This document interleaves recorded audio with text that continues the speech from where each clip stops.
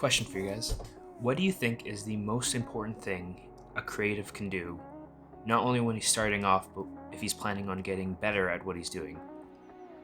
There's a few different things, but the one I'm going to focus on today is actually a video called The Gap. It came out about 6 years ago, and it's quickly become one of my favorite videos to reference whenever I'm feeling not as motivated or maybe a little bit down. I think all creatives want to get to a point where they can survive off of what they're doing, right? So sometimes, for me at least, it's easy to get demotivated when you're not getting immediate results. But this video kind of puts most of it into context to be like, it's not something that's going to immediately happen. So today's video, we're going to be reacting to the video. If you haven't seen it, enjoy. We're going to be breaking it down, stopping intermittently throughout the video, and talking about certain subjects that I find to be important that I want to highlight. Without further ado, guys, let's get into it.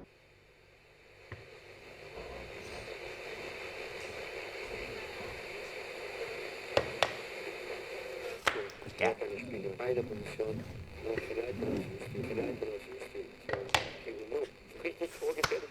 is by Eric Glass. I don't know if you guys. Yeah.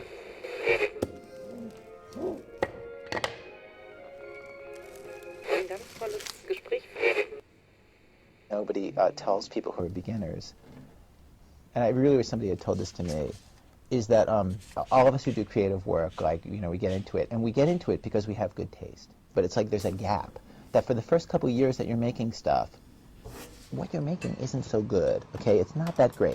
It's trying to be good. It has ambition to be good, but it's not quite that good. But your taste, the thing that got you into the game, your taste is still killer. And your taste is good enough that you can tell that what you're making is kind of a disappointment to you.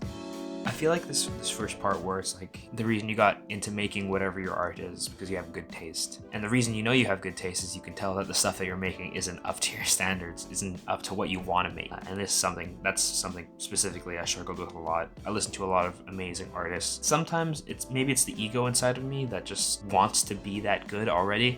Throughout the video you're gonna see that it's just like they were probably at a point in their lives too where maybe their taste didn't match up with what their ability was, but after a certain amount of time, you got past it. Let's continue. You know what I mean? A lot of people never get past that phase. A lot of people at that point, they quit. And the thing I would just say to you with all my heart is that most everybody I know who does interesting creative work, they went through a phase of years. Amen. Where they had really good totally taste, true. They could tell what they were making wasn't as good as they wanted it to be. They knew it felt short. It didn't have this special thing that we wanted it to have.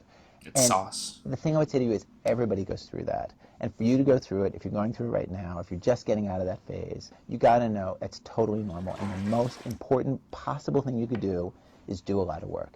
This is something that they highlighted in that class I took not too long ago, Cosmic Academy. One of the more important things that they talk about is just do a lot of work. In my case, finish a lot of music, and through finishing one song and another song and another song and another song, and keep going, you're going to get better at everything. Mastering, coming up with ideas, being creative, knowing when there's something wrong, being able to pick up resonant frequencies throughout the whole thing. But this is not, I feel like this doesn't just apply to music, this applies to all type of art, right? The more you do it, the more better you become at that thing. Or at least the better you become at picking up the things that you shouldn't be doing in that art. By you see the results, okay, maybe the lines in this drawing are a little bit too thick to work with I don't know, I don't paint or draw or anything like that, but I think by doing a volume of work, you can really, at least preliminarily, you can look at the whole thing and be like, okay, well, what do I like out of each one?